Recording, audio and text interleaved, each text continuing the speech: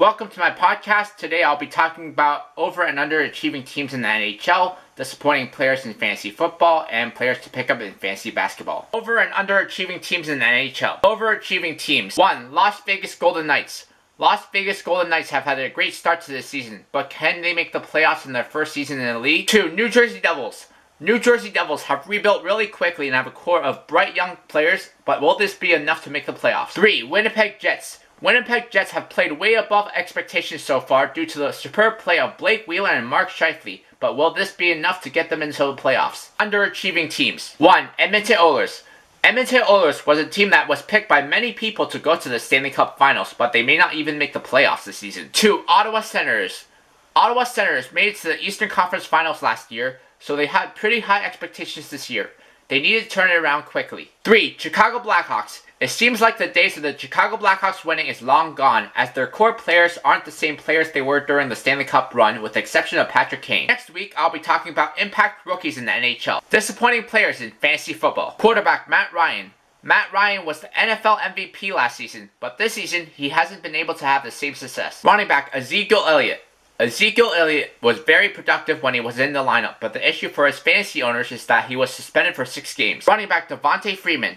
Devonta Freeman had back-to-back 1,000 yards rushing seasons with 11 touchdowns, but this season he only has 680 yards rushing and 6 touchdowns. Wide receiver Odell Beckham Jr.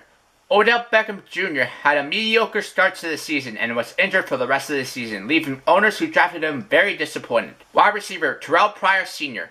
Terrelle Pryor Sr. was ranked way too high in fantasy football, so as a result, he was drafted way too high for the production he was actually capable of. Tight end Greg Olsen.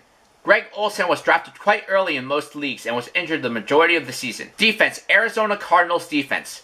The Arizona Cardinals defense was a top 10 option in fantasy football last season, but this season they aren't even a viable option in fantasy. Next week, I'll be talking about impact rookies in fantasy football. Players to pick up in fantasy basketball. Point guard Tyler Ullis. Tyler Ullis averaged 8.5 points and 5.8 assists in the last week. With Devin Booker out, he is worth owning in deep leagues. Shooting guard Tyler Johnson.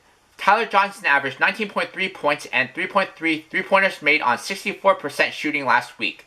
He is red hot right now, so you may want to ride the hot hand. Small forward David Nwaba. David Nwaba averaged more than 10 points in the last 3 games. He would be a great add in a deep league. Power forward Tyler Cavanaugh. Tyler Cavanaugh is the most added power forward in fantasy basketball. He averaged 9.5 points, 5.5 rebounds, and 1.8 three-pointers made on 45% shooting last week. Center C-Jakob Poeltl. C-Jakob Poeltl averaged 10 points and 5.3 rebounds on 63% shooting last week. He is the most added center in fantasy. Next week, I'll be doing yet another players to pick up in fantasy basketball. Next podcast, I'll be talking about impact rookies in the NHL, impact rookies in fantasy football, and players to pick up in fantasy basketball.